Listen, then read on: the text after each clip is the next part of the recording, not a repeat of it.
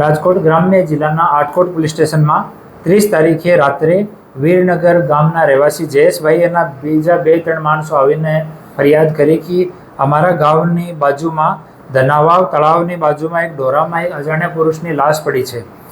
એની તુરંત તપાસ હાથ ધરતા ત્યાં પીઆઈ શ્રી અને ડીવાયએસપી શ્રી દ્વારા સ્થળની વિઝિટ કરવામાં આવી અને ડેડ બોડીને પોસ્ટમોર્ટમ માટે હોસ્પિટલમાં ફોરવર્ડ કરવામાં આવ્યો. એના પછી આજુબાજુ તપાસ કરતાં કે કોની બોડી થઈ શકે તો સેમ 30 તારીખે જ રાજકોટ ગ્રામ્ય જિલ્લાના જસદણ પોલીસ સ્ટેશન વિસ્તારમાં એક ગુમ દાખલ થયેલી હતી. જો ગુમ લાલજીભાઈ ધીરુભાઈ મકવાણા જો કાળાસર ગામના રહેવાસી છે એની ગુમ દાખલ થઈ હતી. તો એના પરિવારજનો સાથે સંપર્ક કરવામાં આવ્યો અને એના ભાઈ ધર્મેશભાઈ કન્ફર્મ કર્યો કે આ ડેડ બોડી અમારા ભાઈ લાલજીભાઈની છે, જો જેસીબી ચલાવવાનું કામ કરે છે. એના પછી એના મરણ જનારનો CDR અને લોકેશન એ તમામ જોતાં ખબર પડી કે 3 આરોપીઓ, એક અલકુભાઈ અમરુભાઈ જેબલિયા ઓ ચિતલિયા ગામ જસદણનો રહેવાસી છે, અજયભાઈ મંગળુભાઈ ભોજક ઓ વીરનગર જસદણનો રહેવાસી છે અને ત્રીજો સિદ્ધરાજભાઈ અલકુભાઈ ગીડા ઓ જસદણનો રહેવાસી છે ગોપતાળા ગામનો.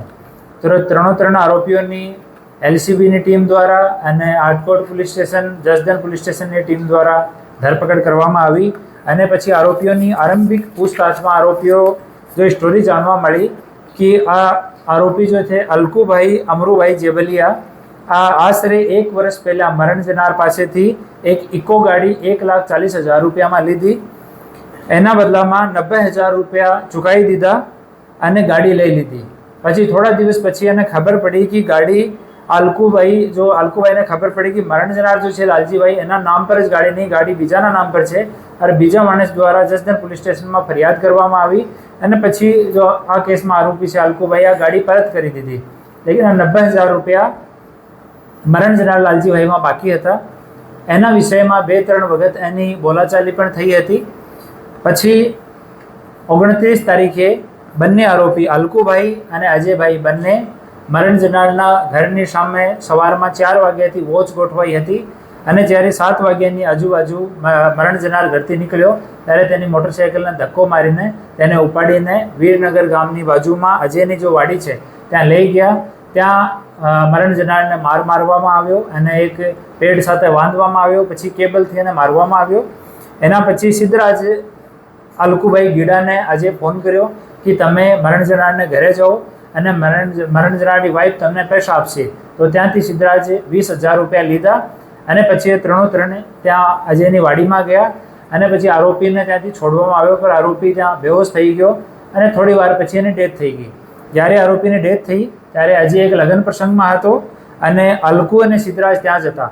પછી અલકુ દ્વારા અજયને ફોન કરવામાં આવ્યો કે એની ડેથ થઈ ગઈ લાલજીભાઈની. પછી 3 ત્યાં ગયા અને અલકુભાઈ અને અજયભાઈ એ બંને ડેડ બોડીને ઉચકીને મોટરસાઇકલ પર લઈને ત્યાં તળાવની બાજુમાં ત્યાં મૂકી દીધી અને પછી એ બંને ત્યાંથી ફરાર થઈ ગયા. ત્યાંથી સિદ્ધરાજ નીકળીને પોતાના ઘરે જતો રહ્યો અને LCBની ટીમ અને આટકોટ પોલીસ સ્ટેશનની જસદણની ટીમ બહુ સારું કામ કર્યો અને 3 આરોપીને ઝડપી પાડ્યા અને હવે પોસ્ટમોર્ટમ બોડીનો થઈ ગયો અને FSLમાં જો વસ્તુ અમને પોસ્ટમોર્ટમ દરમિયાન મળી છે, ઘટના સ્થળ પરથી મળી છે અને FSLમાં મોકલવાની તૈયારી છે અને બાકી તમામ વિષયો ઉપર ઇન્વેસ્ટિગેશન ચાલુ છે. ને આમાં 3 જ આરોપી છે અને 3 આરોપીની ધરપકડ થઈ ગઈ છે અને અમુક ગામડાના બી જ્યાં CCTV અવેલેબલ છે ત્યાંથી અમે CCTV પણ લીધા છે, એનું પણ એનાલિસિસ ચાલુ છે.